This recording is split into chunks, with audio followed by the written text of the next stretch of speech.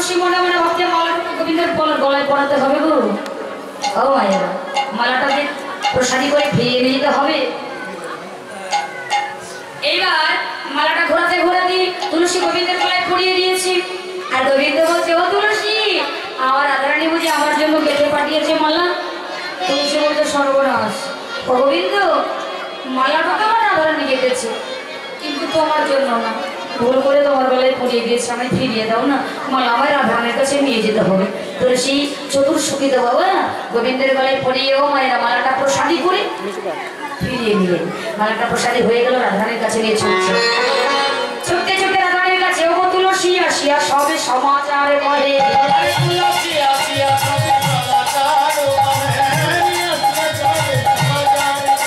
এবার শুনিলাই বিনতি হরষ্টিত মানে,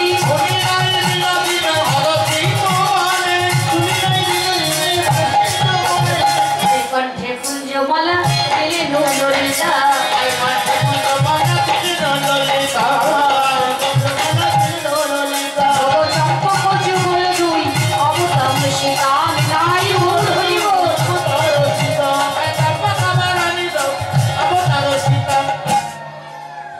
তুলসী মালাটা নিয়ে সে ললিতার হাতে দিয়েছে। কেন যেন মায়েরা মনের মধ্যে প্রশ্ন হতে পারে, এত কষ্ট করে তুলসী বনে নিয়ে গেল, গোবিন্দের গলায় পরিয়ে প্রসাদী করলো, আর সেই মালাটা এনে ললিতার হাতে দিল, ললিতা রাধারানীর গলায় পরালো। কেন যেন কথা দিয়েছিল এই যাবো এই আসবো, কিন্তু বনে গিয়ে অনেক দেরি হয়েছে।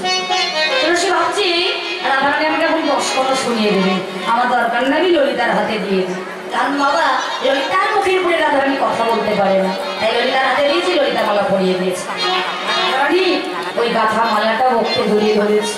আহা, গোবিন্দের অঙ্গের স্পর্শটাকে বাবা অনুভব করছে। আই ললিতা, ভেবেছিলাম মালা পরে জ্বালা কমবে, কিন্তু মালাকে তো জ্বালা আরো বাড়িয়ে দিলে সখী। বল বল, কেমন করে মধুর দর্শনে যাই, আর বাদিনের ঘরে রইতে পারছি না। কি গো মায়েরা, ললিতা বলছে, একটা উপায় আমি বলতে পারি, একটা কথা আমার মনে আছে, বলবো? শোন, তোর মা কীর্তিদা যখন আয়নের সঙ্গে বিবাহ দিলেন, তো শাশুড়ি মায়ের হাত ধরে বলেছিলেন, দিদি গো, আমাদের বংশটা সূর্য দেবতার বরপ্রাপ্ত বংশ, আমাদের বংশের রীতি আছে বছরে একবার সূর্য দেবতার পুজো করে। আমার এই রাধারানী যদি কোনোদিন সূর্য পূজা করতে যাই, তুমি যেন বাধা দিও না, তোকে সূর্য পূজা করতে দিও। আর সূর্য পূজা ছড়ায় চল গোবিন্দের দর্শন নেবে। একটু ঘোমটা টেনে বড় করে ছলনা করে মা বলে কাঁদ, তারপরে বাকিটা আমি বুঝে নেব। মা বলে কাঁদতে হবে, শুধু মা বলে কাঁদবি। আচ্ছা মায়েরা, শাশুড়ি মাকে যদি বৌমার একটু ঘন ঘন মা বলে ডাকে, মনটা বলে যায় না বলো? মেয়েরা মা বললে তো আনন্দ হয়, কিন্তু বৌমারা যদি ঘন ঘন শাশুড়ি মাদের মা বলে, এই আনন্দটা আরো বেশি হয়। তাই চতুর্শোকী ললিতা বোঝায় শাশুড়ির মন গুলো তো মা বলেই কাঁদতে হবে, এমন করে মা বলে কাঁদবি তাহলে তার অন্তর বলে যায়। তাহলে কাঁদি? হ্যাঁ কাঁদ।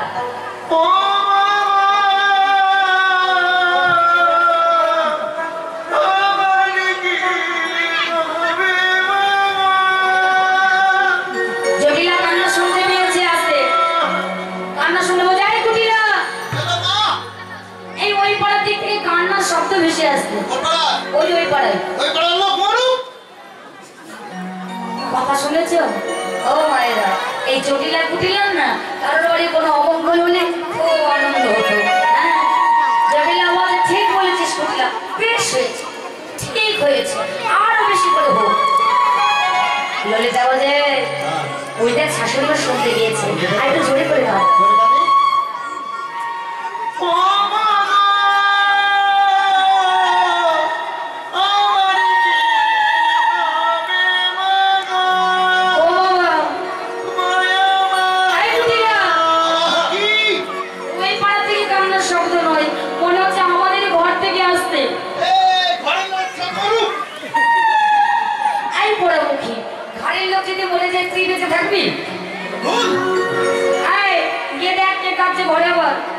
বাবা কুটিলা ছুটতে গেলে ঘোমটা টেনে রাধারানী বসে বসে কাঁদছে। ছুটতে ছুটতে ফিরে এসে, যাও মা, আরে তোমার ছেলে নয় বউ। দুপুর বেলায় ঘোমটা টেনে কাঁদতে বসেছে, বউ কাঁদছে। এই বউয়ের আবার কি হলো? ছুটতে গিয়ে বলছে, ও বৌমা, কাঁদছো কেন মা? আয়ান বকেছে বুঝি? তোমার ছেলে আয়ান আমার একটাই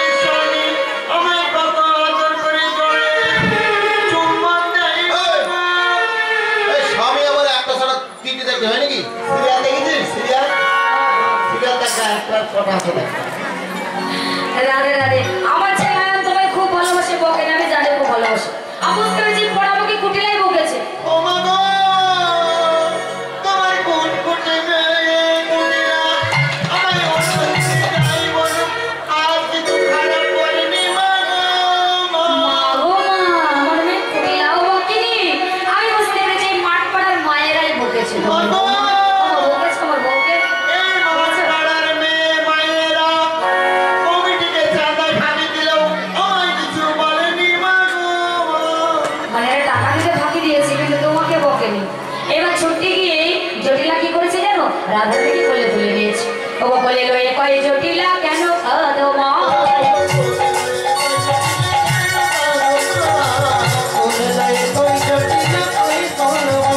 ধনী বয়ে শেষ রজনী স্বপ্ন দেখতে পাই।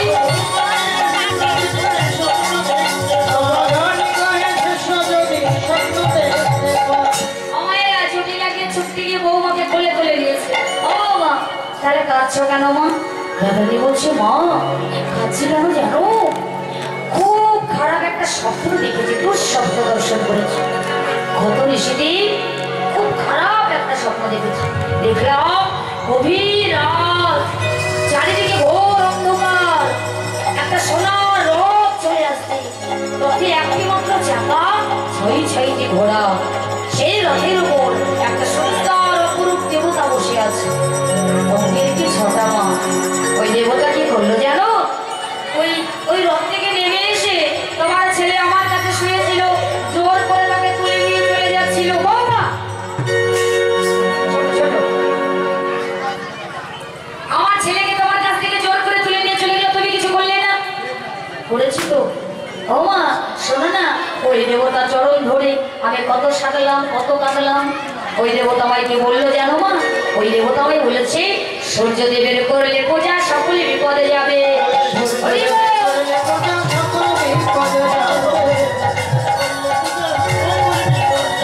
নইলে করতে কি দুর্গতি তাই মরি মা ভেবে।